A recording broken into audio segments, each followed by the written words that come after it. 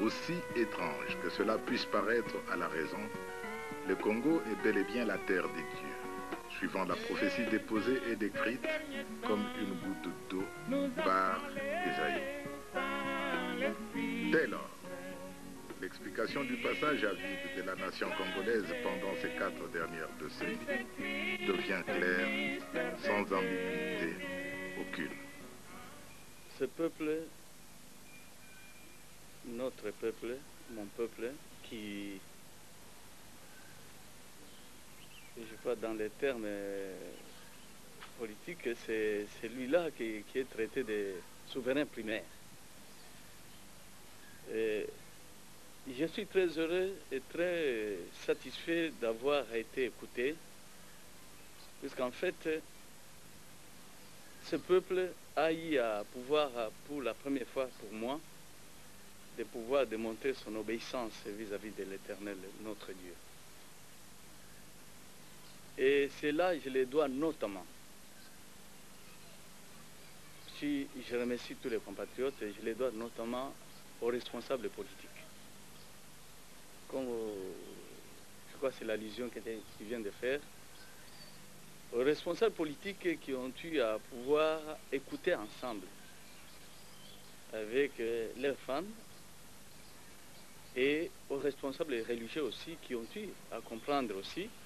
Et je crois que c'est de leur part que nous avons eu à pouvoir voir ce que nous avons vu.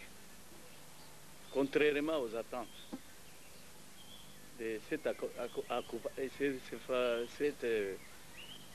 fameuse fin qui était annoncée, c'est-à-dire l'Apocalypse. Et je crois que c'est l'Apocalypse qui était beaucoup plus désiré à l'extérieur. Parce qu'en fait, c'est l'extérieur qui a toujours milité à ce qu'il puisse morceler ce pays. Vous m'entendez? Alors, puisque j'ai été même interrogé au téléphone par ceux de la France, vos frères, qui m'ont demandé quelles sont ces images que nous voyons à la veille du 30 juin. Si pas le mardi, cela a été projeté, je crois, le mercredi, pour rappeler les événements sanglants de Mbujimayi. Alors que ces événements s'étaient produits il y avait 3 ou 4 semaines bien avant.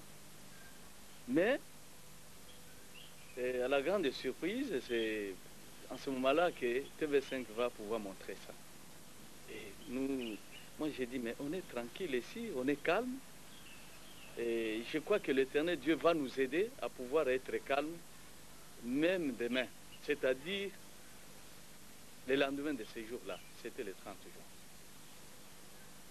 Et nous croyons beaucoup, nous avions confiance en ce Dieu-là. Et l'Éternel Dieu a agi, il nous a aidés. Et mes remerciements que j'adresse à mes compatriotes et notamment aux responsables politiques du pays, c'est parce qu'il ne faudrait pas oublier ça.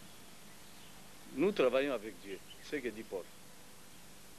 Nous avons parlé, nous sommes adressés à nos frères, à nos compatriotes. Mais il a fallu que, à leur tour, ceux qui drainent les masses, vous comprenez? Il y a des responsables politiques, comme vous le dites, des grands leaders dans ce pays. Il leur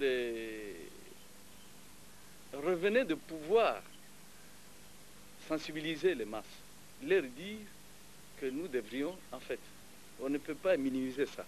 Nous devrions au moins regarder de ce côté-là. Si l'homme de Dieu a parlé comme ça, c'est l'homme de Dieu, le prophète du pays. S'il a parlé, autant se calmer un peu. Et moi, je ne pense pas que cela puisse être imputé d'échec à ces leaders-là. Moi, je pense que c'était l'obéissance à la parole de notre Dieu, sortie de la bouche du prophète, que tous les responsables politiques ont pensé à ça. Selon moi. Peut-être vous, les journalistes, c'est vous qui recueillez, moi je crois qu'auprès des masses, différentes informations, mais Moi, je crois de tout cœur que c'est parce que ce peuple a décidé de pouvoir écouter Dieu, de pouvoir regarder ce que Dieu a promis. Vous m'entendez? Et c'est ainsi qu'il y a eu calme. Alors, je leur dois vraiment beaucoup de gratitude. Parce que quand l'Éternel me disait, va les rassurer, qu'ils ne se livrent pas à la violence. Mais il faut leur faire comprendre que je vais agir moi, leur accorder ce bonheur tant attendu. Et c'est ainsi que ce bonheur-là, tant attendu, ne pouvait pas être donné si vous commencez à suivre les conseils de l'extérieur. Puisque c'est ça le cas que vous vivez. Toutes les propositions vous viennent de l'extérieur. Et ça déjà, on ne peut plus se reconnaître. Vous me comprenez bien. C'est l'extérieur qui nous a pillés. C'est l'extérieur qui a toujours voulu balkaniser le pays. C'est l'extérieur. Vous me comprenez. Donc quand je disais même sur le plateau que c'est sérieux, je suis sérieux. C'est parce que peut-être c'est la pauvreté du monde. Le pays, le Congo, ce pays-ci, dont on avait vu l'étoile en Europe, et on a montré cela à Léopold, hein? Le roi Léopold. On lui en a parlé. Et c'est comme ça que ça ne sera pas un pays comme tant d'autres. Ça sera un trésor. C'est ça le nom. Hein? C'est le trésor. L'étoile de type de Bethléem, c'est le trésor. On ne va pas laisser passer cette chance-là. Donc il faut s'accaparer de ça. Et effectivement, quand on dit trésor, on parle de richesses, multiples richesses, et aujourd'hui on continue toujours à découvrir de nouvelles richesses. Alors, ce pays, si on a vu l'étoile dessus, vous comprenez que c'est un pays qui a des particularités. Il n'est pas comme d'autres pays. C'est une terre qui, en fait, quand j'ai révélé, ce n'était plus resté énigmatique. C'est une terre appartenant à Dieu. Dieu lui-même est le propriétaire de cette terre. Ce n'est pas comme ailleurs, là où il pourrait mettre des capitales, hein, des gérants. Ici, c'est lui-même le propriétaire. Et voyez cette différence-là. Ne nous donne plus la possibilité ni les capacités de pouvoir gérer le pays nous-mêmes.